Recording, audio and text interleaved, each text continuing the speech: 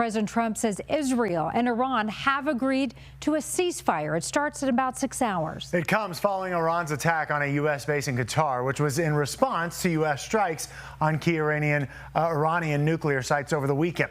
Iran launched short and medium-range missiles at the Al Udeid Air Base in Qatar, the largest U.S. base in the Middle East.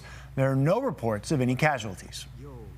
This is the home of U.S. Central Command. There are a range of critical assets at this base, drones, aircraft, and more. President Trump has indicated the U.S. was given warning of the Iranian strike and called it a very weak response. Members of Congress are set to be briefed on the situation tomorrow.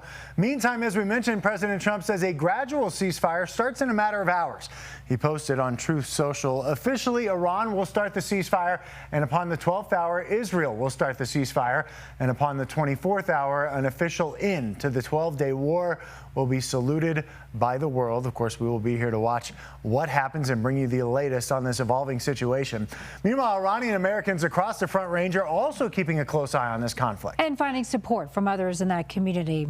Your reporter Andrew Hobner is here now, joining us live in studio. Andrew, you spent the day getting some reaction. Yeah, pretty significant reactions as well. For many Iranian Americans, it's a mixture of complex feelings, good and bad. There's a lot of history and background that goes into how their community is handling this escalating situation in their home country.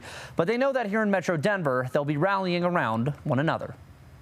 As the United States weighs escalating action against the Islamic Republic of Iran, Metro Denver residents are watching closely. There's mixed feelings, right? Nobody likes to see his country be bombed or being attacked. Babek Bazadzadeh is an Iranian-American resident of Metro Denver for the past few decades, becoming a small business owner. He was actually in Jerusalem as recently as 2 weeks ago for a conference. We knew this was coming. This was inevitable. And again, Islamic Republic was not coming to its senses. His feelings are complex. The Islamic Republic's regime has many detractors and opponents, both at home and abroad. But a military action is still considered an aggressive act towards his home country. Iranian people have no say in it. I can't tell Mr. Trump that don't attack. I can't tell Mr. Netanyahu don't attack. They do what they have to do. And Iranian people are basically, here's a factor out, nor the Iranian government will listen to its own people. But as the Trump administration weighs expanded action, Babak wants his fellow Coloradans to know the difference between the regime and the Iranian people. Islamic Republic uses that for its ideology, and the Iranian people and the country itself is basically a hostage to the Islamic Republic.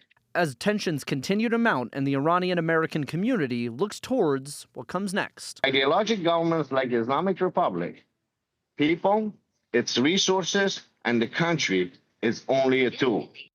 Now, we'll be continuously checking with members of the community as the situation evolves on both ends, especially in light of this recent statement by the president, guys. All right, Andrew, thank you.